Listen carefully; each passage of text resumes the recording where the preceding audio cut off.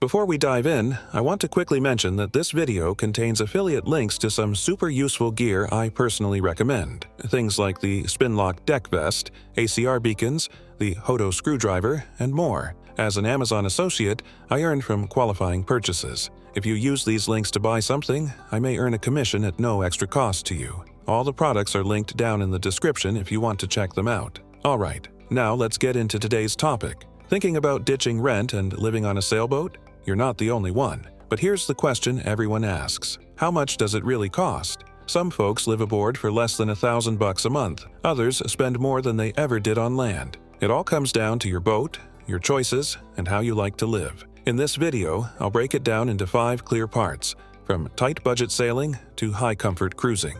Let's get into what it really costs to live the sailboat life. So, how much does it really cost to live on a sailboat? I'll give it to you straight. The average live-aboard sailor spends somewhere between $1,500 and $3,000 per month. That's a general range that fits most people, whether they're coastal cruisers, full-time live-aboards, or ocean-crossing dreamers. Sure, there are folks out there living on less than $1,000 a month, just as there are others spending $5,000 or more. But for the majority of sailors I've met out here, that $1,500 to $3,000 range is where it lands. Let's break that down a bit. Dockage is usually the biggest cost for anyone who stays in marinas. If you're in a city marina or a popular cruising spot, you could be looking at $800 to $1,200 a month just to keep your boat tied up. But if you prefer anchoring out, which is free in most places, that number drops dramatically. Plenty of cruisers spend less than $200 a month on marina-related fees by staying out at anchor and only coming in when absolutely necessary. Food and provisions come next.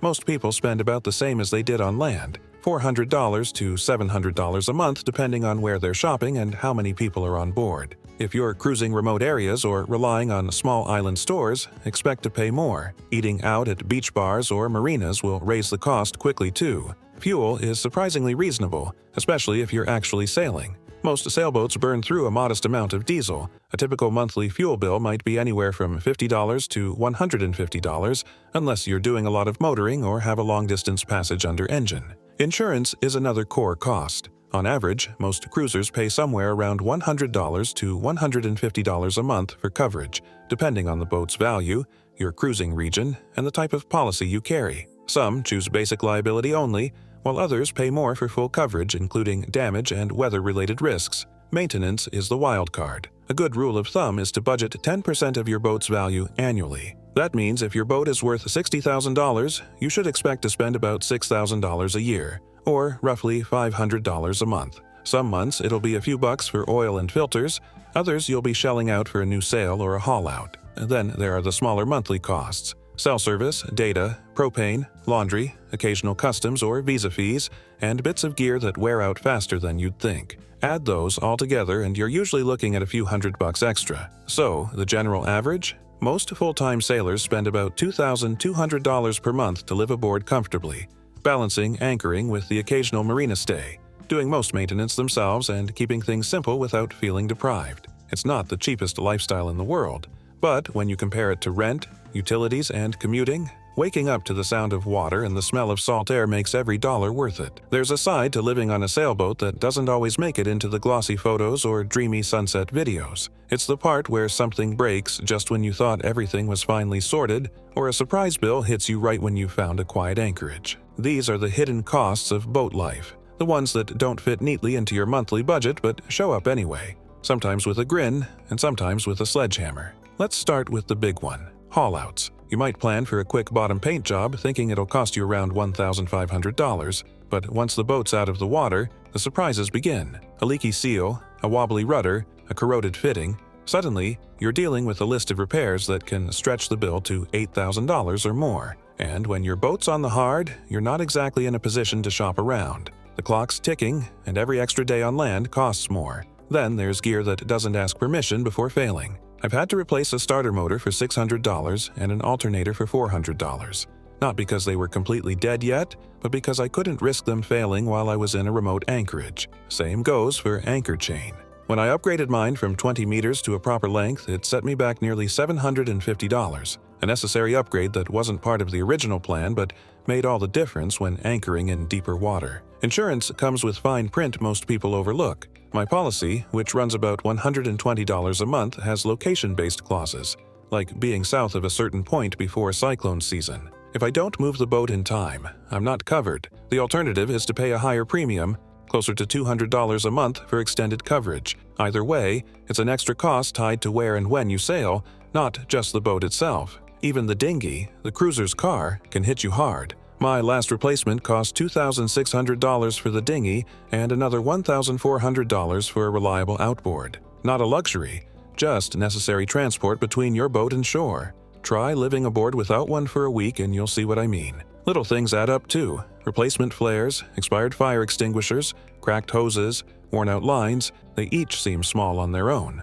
But over a year, it's easy to spend an extra $3,000 on these small items, and then there's the surprise shipping fees, import taxes on parts, and overnight marina stays while waiting for repairs. So yes, you can live cheaply on a sailboat, but only if you're prepared for the months when you can't. The hidden costs are real, and they don't care how good your spreadsheet looks. If you're dreaming of this life, make sure your budget includes a buffer, because out here, it's not a matter of if something will break, it's when. And when it does, you'll need more than a toolbox. You'll need a few extra dollars in your back pocket. People always ask me, does living on a sailboat actually save you money compared to renting an apartment? And the answer is, it depends. Both lifestyles come with trade-offs, but if you're smart about it, boat life can absolutely be cheaper and a whole lot more rewarding. Let's start with rent. In most cities, even a small apartment can cost you anywhere from $1,200 to $2,500 a month, depending on where you are. That's just to live between four walls, often without much of a view unless you're paying a premium.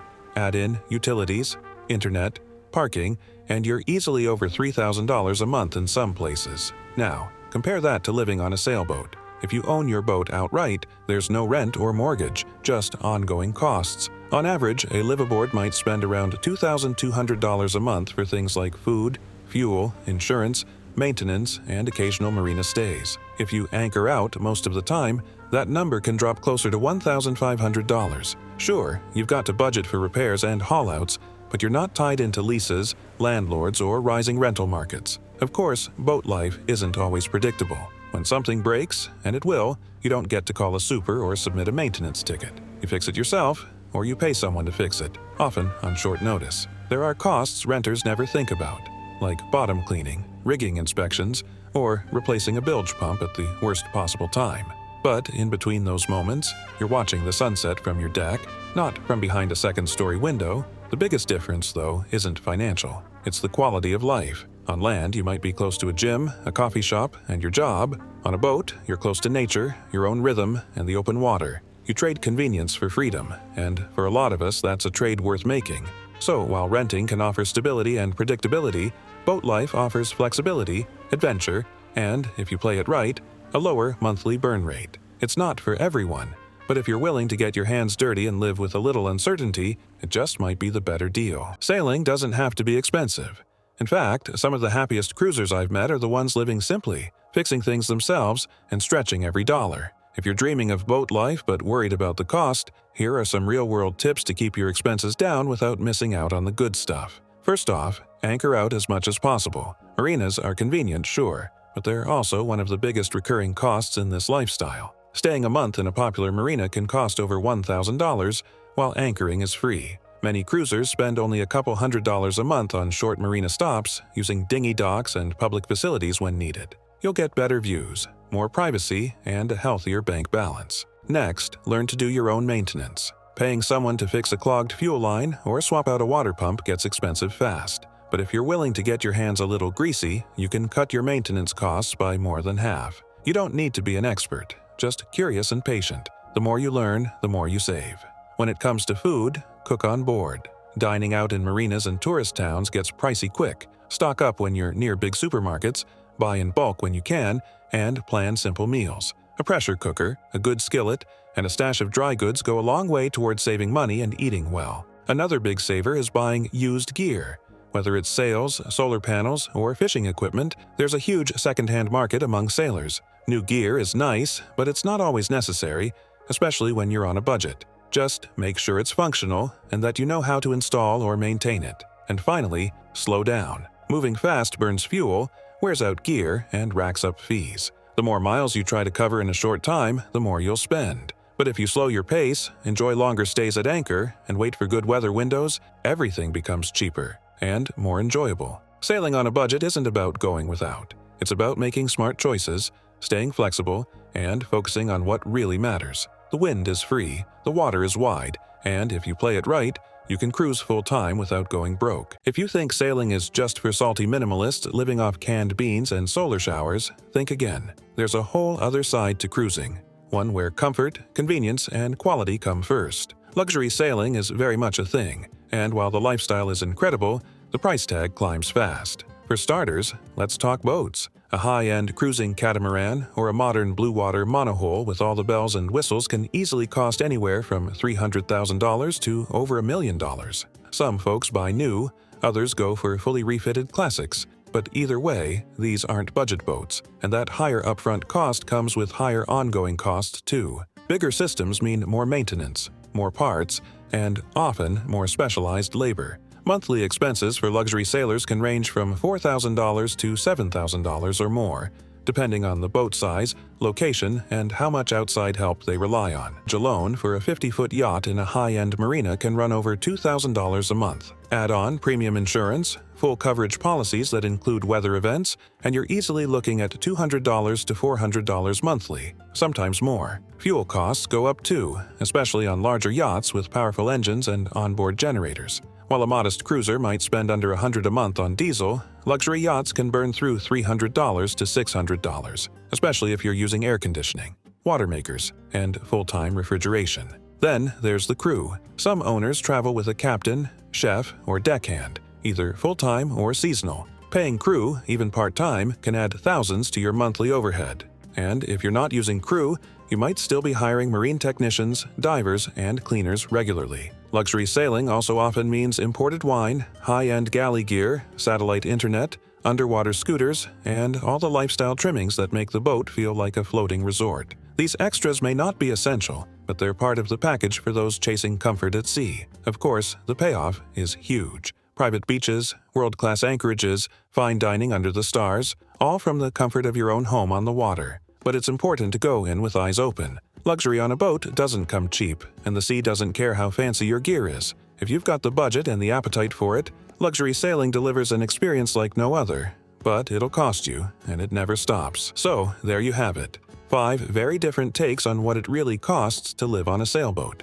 Whether you're scraping by on a tight budget, living simply and smartly, or sailing in comfort with all the luxuries, the sea has a price, but it also has a payoff. For some, this life costs less than renting a one-bedroom apartment. For others, it's a floating investment with big bills and even bigger rewards. But no matter where you land on the spectrum, what you get in return, freedom, adventure, and a life measured in sunrises and salt air, is worth far more than any number on a spreadsheet. If you're serious about this life, build your budget, leave some room for surprises, and remember, it's not about how much you spend, it's about how much you value the experience. Thanks for sailing along with me. If you've got questions or want to share your own numbers, drop a comment. I'd love to hear how others are making it work. Until next time, fair winds and calm seas.